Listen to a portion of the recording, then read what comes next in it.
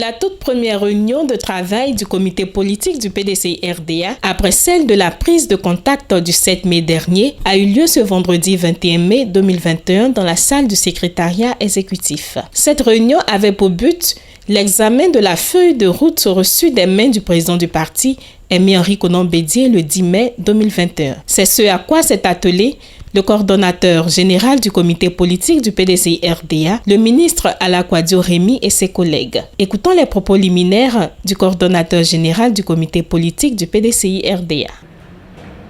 Mesdames et messieurs les ministres, chers collègues membres du comité politique du PDCI-RDA, le président Bédié, dans sa décision de moderniser le parti, lors de son discours du 10 avril 2021, a créé 3 comités, dont le comité politique, par une décision du 23 avril, qui énumère les missions de ce comité politique. Je rappellerai, entre autres, l'analyse, l'élaboration de la stratégie politique et le suivi des activités politiques du parti, la proposition d'actions correctives et de plans d'action pour l'ensemble des activités au président du parti, la coordination en liaison avec le secrétariat exécutif des activités politiques dans les régions et les différentes instances sectorielles du parti, le suivi de la stratégie de communication politique du parti. Le 10 mai 2021, le président du parti nous a remis la feuille de route du comité politique. Cette remise de feuille de route a été précédée d'une allocution où il annonce, et je cite, « J'ai indiqué lors de mon discours du 10 avril 2021 la nécessité de la modernisation de notre parti pour le mettre au standard des grands partis d'Afrique et du monde. » Fin de citation. Une autre citation. Le comité politique aura désormais la responsabilité de la conception et de la définition de la stratégie de développement du parti, tandis que le secrétariat exécutif se chargera de faire la mise en œuvre du cahier de charges politique soumis par le comité politique et validé par moi-même. Quant à la feuille de route du comité politique, elle se décline en 15 points, dont des missions d'écoute et de mobilisation par zone et par activité, des rencontres d'écoute avec les parlementaires et les élus locaux du parti, le point des activités du secrétariat exécutif avec pour résultat attendu un rapport associé et des propositions de restructuration, l'examen préalable du programme d'activité proposé par le secrétariat exécutif avant présentation au président du parti. C'est donc, chers collègues, un vaste chantier qui nous attend et que nous devons réaliser avec toutes les structures du parti.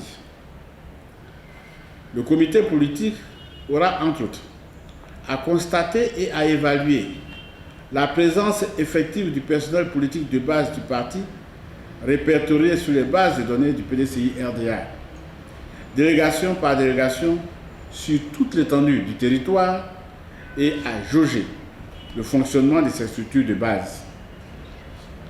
Le comité politique va faire le point des activités du secrétariat exécutif, identifier celles qui ont trait à la réflexion et à l'écoute pour les reverser éventuellement au comité politique. À l'issue de ce point, un rapport sera fait au président du parti et une proposition de restructuration du secrétariat exécutif lui sera adressée. En application de l'article 5 de la décision du 23 avril 2021, les coordonnateurs généraux délégués devront concevoir leur stratégie, planifier les opérations avec les moyens appropriés. Ils proposeront la nomination des coordonnateurs délégués pour les aider dans leur mission. Une procédure leur sera indiquée à cet effet. C'est lorsque ce travail d'écoute, d'évaluation et de suggestion sera bien avancé que le comité politique fera éventuellement des propositions sur l'organisation du prochain congrès ordinaire du PDCI-RDA au président du parti, qui à son tour décidera, et ce, conformément aux résolutions du 6e congrès extraordinaire du 15 octobre 2018. Résolution qui reporte le 13e congrès après 2020 et prolonge le mandat du président du parti jusqu'à la tenue du 13e congrès ordinaire. Pour ce travail confié au comité politique, toutes les structures du parti seront sollicitées si nécessaire, certaines pour le fonds documentaire, d'autres pour des compétences, d'autres encore pour des contributions, etc. Je réaffirme ici, chers collègues, notre détermination à respecter les nouvelles orientations et à accomplir les missions que nous assigne la décision, la feuille de route et les discours du président du parti.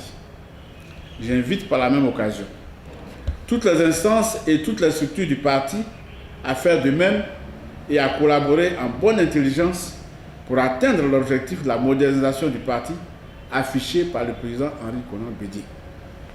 Dans le cadre de l'exploitation de cette feuille de route, une dizaine de points nous ont paru urgents. Nous avons donc élaboré des thèmes de référence d'un projet en rapport avec ces points, qui, s'ils sont adoptés après examen, pourront aboutir à un plan d'action détaillé.